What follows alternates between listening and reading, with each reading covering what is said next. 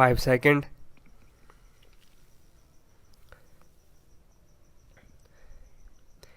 May I, Madam, draw the attention of the Honorable Minister to an important committee set up by the Government of India in 1958 under the chairmanship of Mr. Niyogi, who was asked to inquire into the various problems of railway road coordination.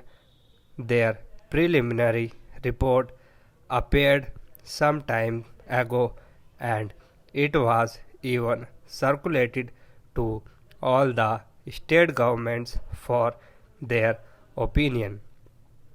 But to my regret, I have to say that the work of this committee has been very much hindered as a result of the indifference and, may I say, callous negligence on the part of the state governments as well as on the part of the ministry concerned in taking up this question and in pursuing it so that we may be able to have a clear and comprehensive picture of the transport situation in the country.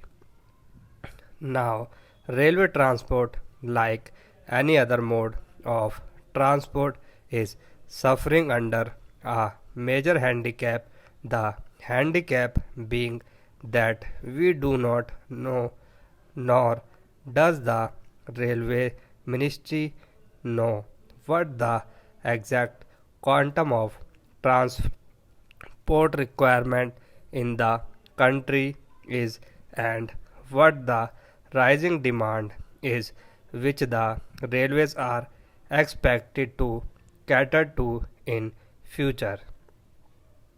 Certain targets which have been worked out in the third plan have been given to us. In the second plan, we were given certain targets. But unfortunately, Madam, may I point out that all these targets were either gross underestimates or exaggerations. Throughout, we have seen that we have not been able to have a well coordinated and progressive development of the transport system and in particular the railway system in the country. So, anything we suggest today will have that kind of air of unreality without knowing fully or adequately what exactly the transport needs in the country are. We are not in a position to discuss or dilate upon the problems of the railways or the transport itself. Madam, last year when I was speaking on the budget, I pointed out that there had been planning of some sort, but within this planning there had not been sufficient planning in the functioning of the administration.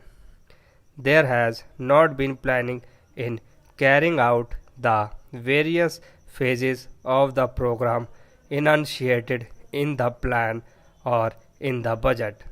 Frequently, we come across the statement by the Honorable Minister that the railways have not been able to fulfill certain things. I went through the pages of the budget papers and also the speech of the minister. I came across this significant expression: wherever there are failures or shortfalls in performance, we are told that they are mainly due to unpredictable factors or factors beyond control. I do not think that some of the factors which my honorable friend would like us to believe that they are unpredictable or uncontrollable cannot be anticipated. For instance, I may draw the attention of the Honorable Minister to one important fact, that is, we have been supplying since some time past empty haulage for a long distance to collieries, to steel factories, and so on. We are told that this empty haulage is unavoidable, that we have to find empty wagons to steel factories and collieries to carry raw material or perhaps coal and the like. So, for a long distance, we find wagons going empty. But if there had been a research cell and organization in the ministry to find out ways and means of utilizing these wagons fruitfully by avoiding bottlenecks in between, we could have solved the transport difficulty to a certain extent. I do not want to be told by the minister that this is a physical impossibility. Even in the advanced countries of the world, every movement of wagon, coach, and engine is planned before it is put into operation. It is unfortunate and tragic that in this country, after a decade of planning, we have not been able to think in terms of planning while executing the works. Now, in regard to some of the general problems of the railways, I would say first of all that the rise in demand is so great that we have to be prepared to provide not only adequate but also effective transport facilities to our people. I need not tell the House that the railway transport system in general is great dependent or interdependent on the general economy of the country. But during the last one decade, there has been one significant factor that has to be appreciated, that is the demand for transport is increasing at a faster rate than the rise in the national income or the rise in production in any sector or in any industry.